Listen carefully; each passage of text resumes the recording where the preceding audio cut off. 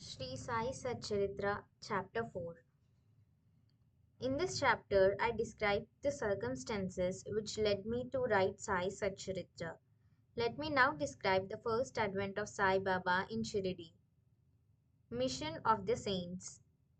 Lord Krishna says in Bhagavad Gita, chapter 4, 7, 8, that whenever there is a decay of dharma, righteousness, and an ascendancy of unrighteousness, I might manifest myself for the protection of the virtuous and the destruction of the vicious, and for the establishment of righteousness. I manifest myself age after age. This is the mission of to Lord and the sages and saints who are his representatives and who appear at appropriate times and work in their own way to fulfill that mission. For instance, when the twice born, that is, the Brahmins, the Kshatriyas, and the Vaishyas neglect their duties, and when the Shudras try to usurp the duties of other classes, when spiritual preceptors are not respected but humiliated, when nobody cares for religious instructions, when everybody thinks himself very learned, when people begin to partake of forbidden foods and intoxicating drinks, when under the cloak of religion people indulge in malpractices, when people belonging to different sects fight amongst themselves, when Brahmins fail to do Sandhya adoration and the Orthodox leave their religious practices, when yogis neglect their meditation, when people begin to think that wealth, progeny, wife, and their sole concern, and thus turn away from the true path of salvation, then saints appear and try to set matters right by their own words and action. They serve us as beacon lights and show us the path and the right way for us to follow.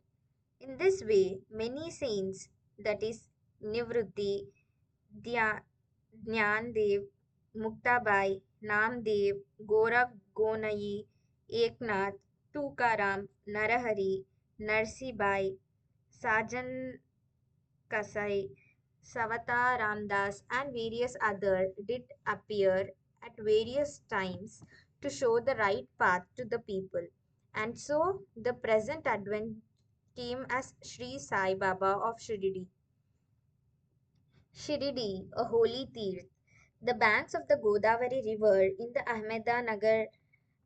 Ahmednagar district are very fortunate, for they gave birth and refuge to many saints, prominent amongst them being Jnaneshwar.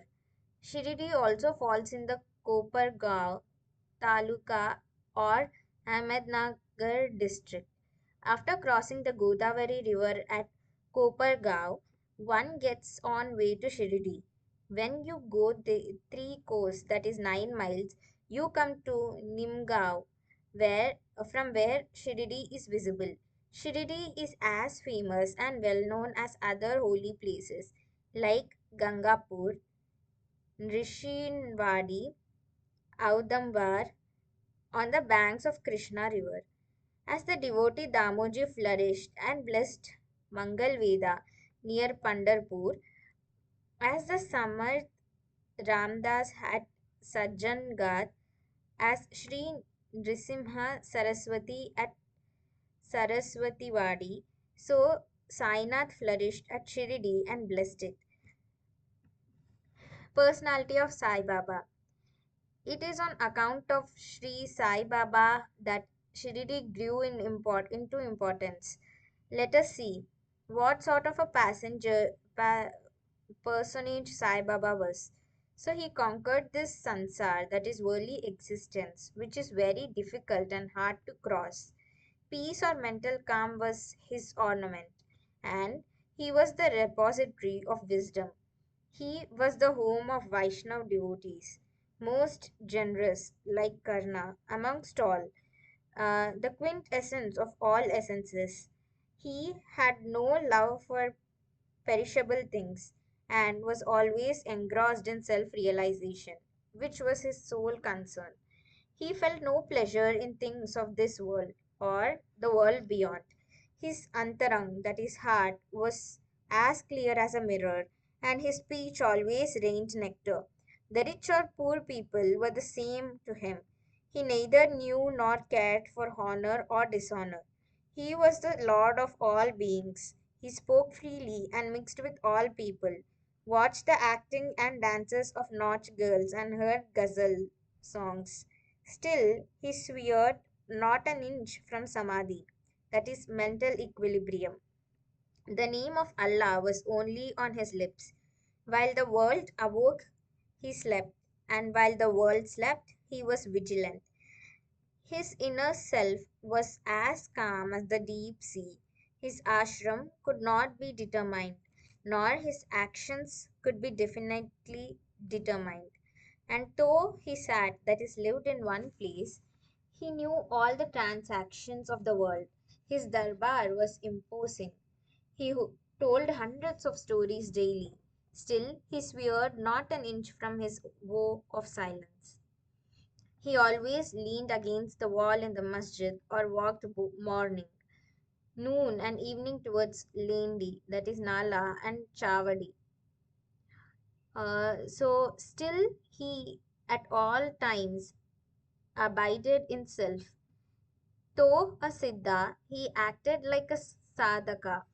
He was meek, humble, and egoless, and pleased all. Such was Sai Baba, and as the soil of Shirdi was trodden by Sai Baba's feet, it attained extraordinary importance. As Dhyaneshwar elevated Alandi, Eknath did to Python, so Sai Baba raised Shirdi. Blessed are the grass, leaves, and stones of Shirdi, for they could kiss the holy feet of Sai Baba and take the dust on their head. Shirdi became to us devotees another Pandharpur, Jagannath, Dwaraka, Banaras, that is Kashi, and Rameshwar, Badrikedar, Nasik, Triambakeshwar, Ujjain, and Mahakaleshwar or Mahabaleshwar Gokarn. Contact of Sai Baba in Shirdi was like our study of Veda and Tantra. It quietened our sansar, that is world consciousness, and rendered self-realization. The darshan of Sri Sai was our yoga sadhana, and talk of him removed our sins. Shampooing his legs was our bath in Triveni Prayag, and drinking the holy water of his feet destroyed our sins. To us, his commands were Vedas, and accepting, that is, eating his udi, that is, sacred ashes, and prasad was all purifying. He was our Sri Krishna and Shri Ram, who gave us solace, and he was our Parabrahma, that is, absolute reality. He was himself beyond the pair of Dvandvas, opposites, and never dejected nor elated. He was always engrossed in his self and existence, knowledge and bliss. Shirdi was his center, but his field of action extended far beyond. To Punjab, Calcutta, North India, Gujarat, Dhaka, that is now in Bangladesh, and Konkan. Thus, the fame of Sai Baba spread far and wide, and people from all parts came to take his darshan and be blessed. By mere darshan, minds of people, whether pure or impure, would become quiet at once. They got here the same unparalleled joy that devotees get at Pandharpur by seeing Vittal Rakumai. This is not an exaggeration. Consider what a devotee says in this respect. Victim of Gauli Bua. An old devotee by name Gauli Bua, aged about 95 years, was a Varkari of Pandari. So he stayed for 8 months at Pandharpur and for 4 months, Ashada to Kartik, that is July to November, on the banks of the Ganges. So he had a donkey with him for carrying his luggage and a disciple as his companion. Every year he made his wari or trip to Pandharpur and came to Shirdi to see Sai Baba, whom he loved the most. He used to gaze at Baba, saying, "This is Pandarinath Vittal incarnate, the merciful Lord of poor and helpless." This Gaulibua was an old devotee of Vithoba and had made many a trip of Pandari, and he testified that Sai Baba was real Pandarinath. Vittal himself appeared. Sai Baba was very fond of remembering and singing God's name. He always uttered Allah Malik, that is, God is Lord, and in his presence made others sing God's name continuously, day and night, for all 7 days of the week. This is called Nam Sapta. Once he asked Das Ganu Maharaj to do the Nam Sapta.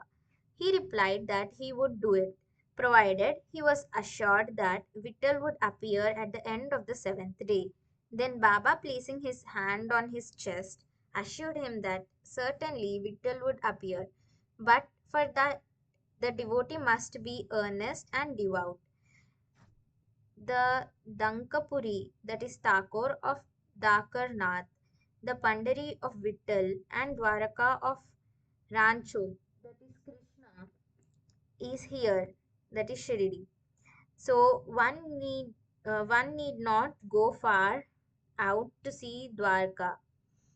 Will Vittal come here from some outside place? He is here. Only when the devotee is bursting with love and devotion, Vittal will manifest himself here, that is in Shirdi.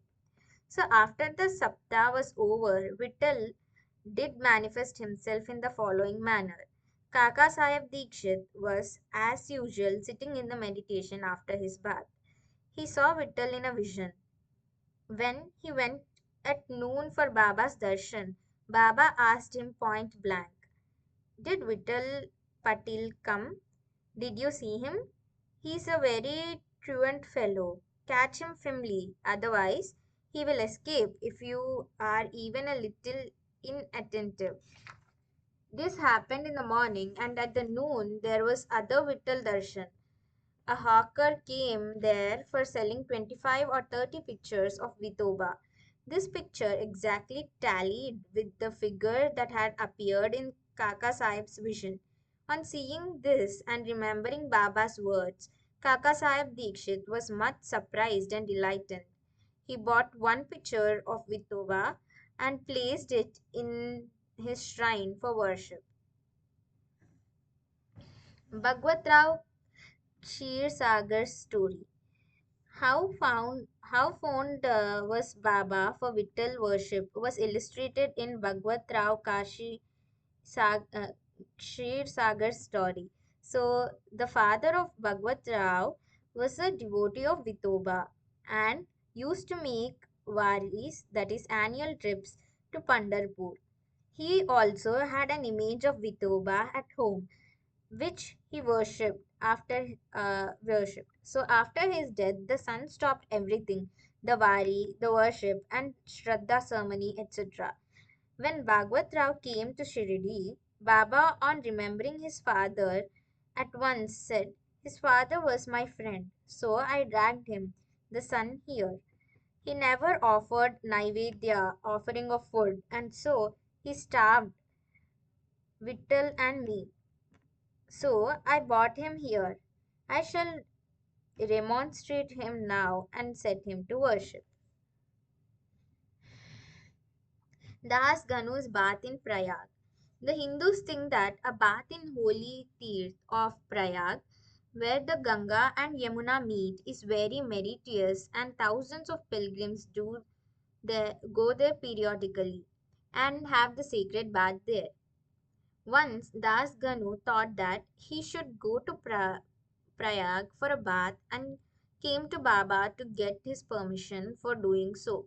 Baba replied to him, "It is not necessary to go so far. Our Prayag is here, believe me." Then, wonder of wonders, When Das Ganu placed his head on Baba's feet, out flowed streams of Ganga Yamuna water from both the toes of Baba. Seeing this miracle, Das Ganu was overwhelmed with the feelings of love and adoration, and tears filled my eyes. Inwardly, he felt inspired, and his speech burst forth into a song in praise of Sai Baba and his Leelas.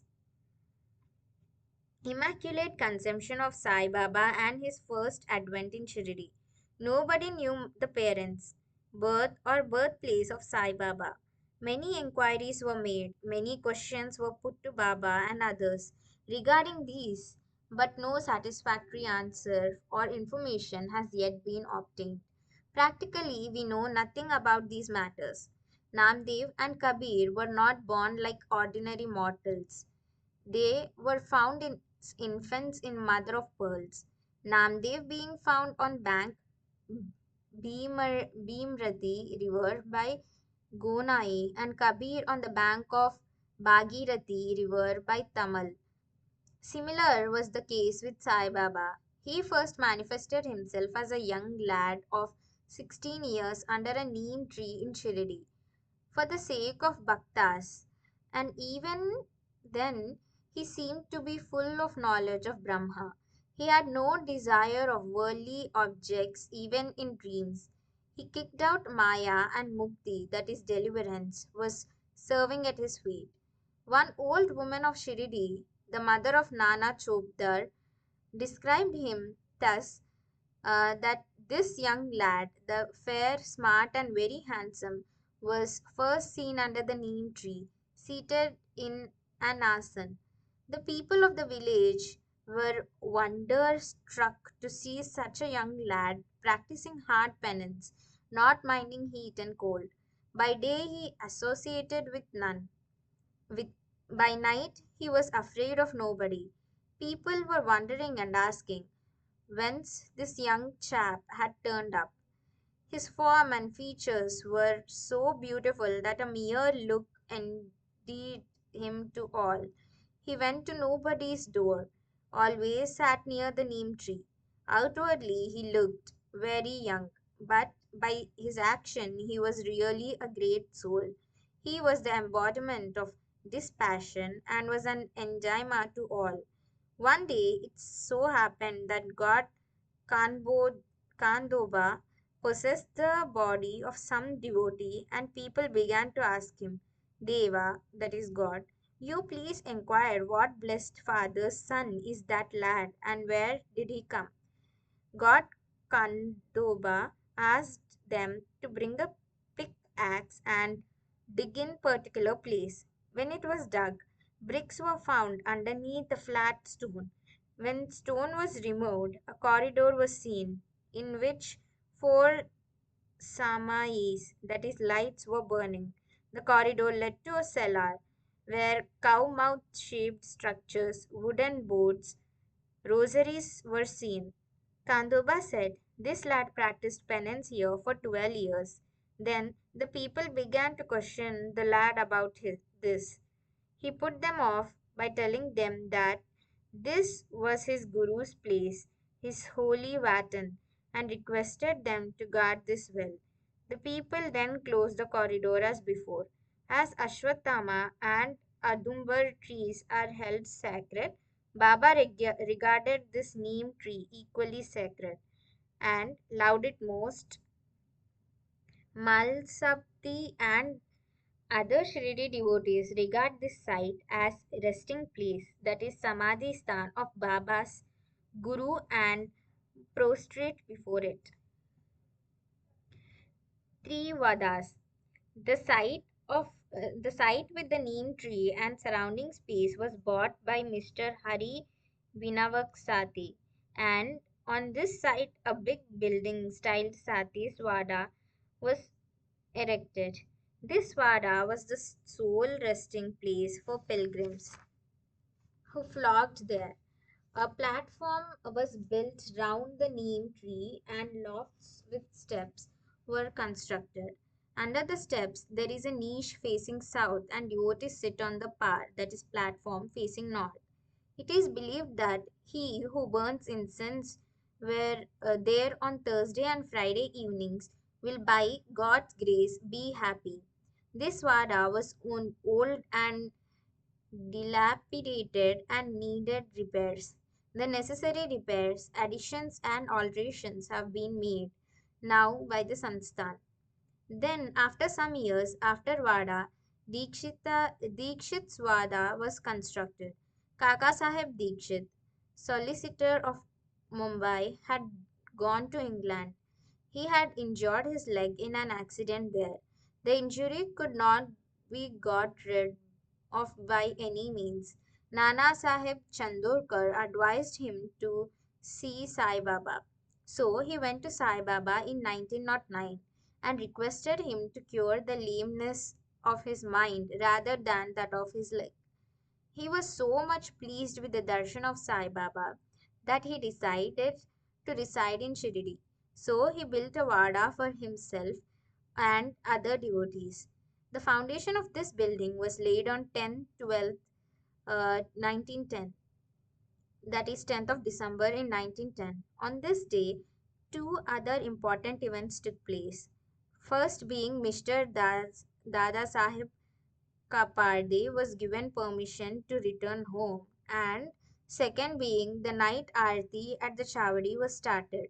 The Vada was completed and was inhabited on Ram Navami Day in 1911 with due rites and formalities. Third being, then another Vada or palatial mansion was put up by the famous millionaire Mr. Boothi of Nagpur. A lot of money was spent on this building, but it was all well utilized, as Sai Baba's body is resting on this Vada, which is now called the Samadhi Mandir. The site, the site of this mandir formerly had a garden, which was watered and looked after by Baba. And looked after by Baba. Three Vadas thus came up, there where there was none formerly.